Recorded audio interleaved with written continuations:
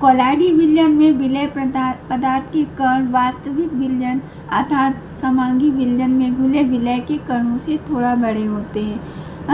वास्तविक विलयन में जो घुले हुए विलय के पदार्थ होते हैं उनके कणों से थोड़ा सा बड़े होते हैं कोलाडी विलयन में घुले विलय पदार्थ के कण। इसीलिए ये कोलाडी विलयन है। जब इस विलयन में प्रकाश डाला जाता है तो इसमें विलय के छोटे छोटे कण पूरे भाग में फैले रहते हैं, रोशनी में साफ दिखाई देते हैं। काफ़ी समय तक यूं ही रखा रहने पर भी नीचे सतह पर बैठते नहीं हैं, अतः इसे कोलाडी विलयन या कोलाइड कहते हैं। यह विषमांगी होता है। उदाहरण के लिए जल एवं स्टार्च का विलयन, साबुन का विलयन, दूध, स्याही, रक्त, जेली आदि, ये सब क्या है बच्चों? कोलाडी विलयन है।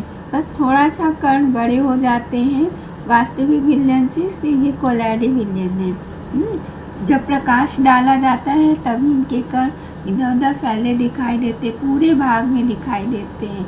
देखने में तो समांगी लगते हैं, लेकिन ध्यान से देखा जाए या प्रकाश डाला जाए तो इनके कण फैले हुए दिखाई देते हैं, ये विषमांगी होते हैं।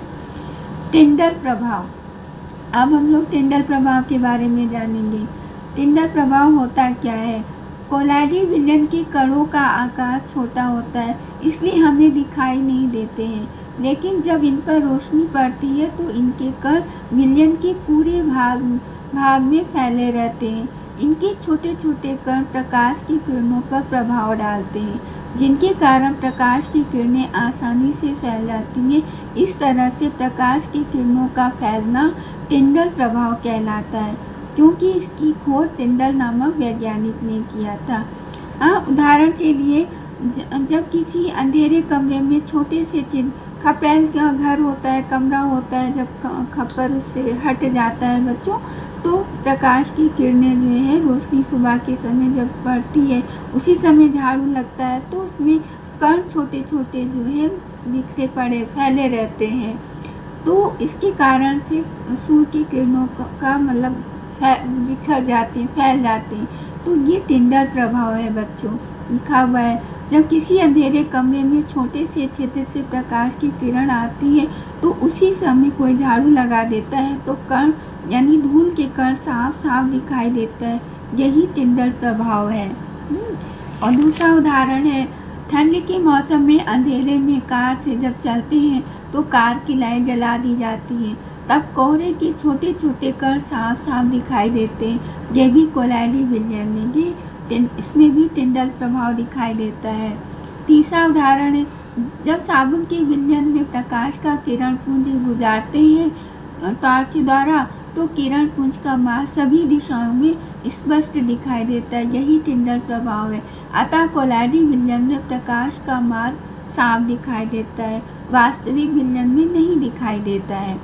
ये देखिए टिंडल प्रभाव का ये बीकर है, इसमें साबुन का विलयन है, इसमें टॉर्च द्वारा हम रोशनी डाल रहे हैं, प्रकाश दे रहे हैं, तो जो है आर पार हो जा रहा, फैल जा रहा है, प्रकाश की किरण फैल जा रही और इसमें जो है छोटे छोटे कण जो है दिखाई दे रहे हैं, छोटे छोटे कण जो है दिखाई दे रहे हैं, यही जो है प्रकाश की किरणों को फैला दे रहा है। तो ये टिंडल प्रभाव है, इनके कारण ही, इनके प्रभाव के कारण ही प्रकाश की किरण पुंज फैल रहे हैं। ये देखिए ये कोलाडी विलयन के कण है। कोलाडी विलयन में विलय पदार्थ के कण है। प्रकाश का किरण पुंज साफ दिखाई दे रहा है कोलाडी विलयन में, ये साबुन का झाग है। कोलाडी विलयन में कणों द्वारा प्रकाश का प्रकीर्णन यानी फैलना अर्थात टिंडल प्रभाव। कोलाडी विलयन के कणों को पृथक नहीं किया जा सकता क्योंकि ये फिल्टर पेपर से गुजर जाते, परंतु आप केंद्रीकरण तकनीक द्वारा पृथक नहीं किए जाते।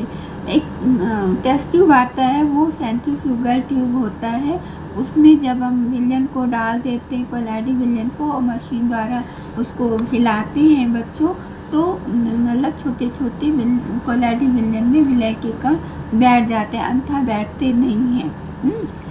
कोलाडी विलयन का वर्गीकरण, क्लासिफिकेशन ऑफ कोलाइड्स है बच्चों।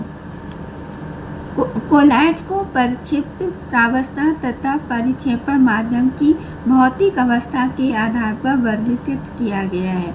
परिक्षिप्त प्रावस्था विलय की तरह होते हैं। बच्चों कोई नया नाम नहीं है, थोड़ा सा बदल दिया गया है, लेकिन कॉन्सेप्ट इसके ठीक है, कुछ अलग नहीं है। ये बस थोड़ा सा विलय के कण बड़े हो जाते हैं, इसलिए नाम इनका बदल दिया गया है। विलय और परिक्षेपण माध्यम विलय की तरह ही है। परिक्षिप्त प्रावस्था विलय की तरह होते, इसमें कण थोड़े से बड़े होते, इसलिए नाम बदलकर परिक्षिप्त प्रावस्था रखा गया है विलय की तरह है। परिक्षेपण माध्यम विलय का काम करते हैं। परिक्षिप्त अवस्था तथा परिक्षेपण माध्यम ठोस, द्रव या गैस भी हो सकती है। परिक्षेपण कभी कभी लोग सोचते हैं कि बच्चों बीकर में जब रंगीन द्रव होता है तो लोग सोचते हैं यही विलयन है। विलयन का आता है विचार तो बस ये होता है कि बीकर में बस रंगा हुआ द्रव पदार्थ होगा, ऐसा नहीं है। विलयन जो है ठोस भी हो सकता है, द्रव भी हो सकता है, गैस भी हो सकता है। परिक्षेपण माध्यम तथा परिक्षिप्त प्रावस्था दोनों एक साथ गैस नहीं हो सकती हैं, क्योंकि आपस में अभिक्रिया न करने वाली सभी गैसें समांगी विलयन बनाती, जबकि कोलैडी विलयन तो विषमांगी होता है। अतः समानता कोलैडी विलयन 8 प्रकार के होते हैं। इसके बारे में बच्चों हम अगली वीडियो में बताएंगे। वीडियो लंबी हो रही है। वीडियो अच्छी लगे तो लाइक कीजिएगा, सब्सक्राइब कीजिएगा, शेयर भी कीजिएगा, बेल आइकन को दबाना मत भूलिएगा। Thank you watching this.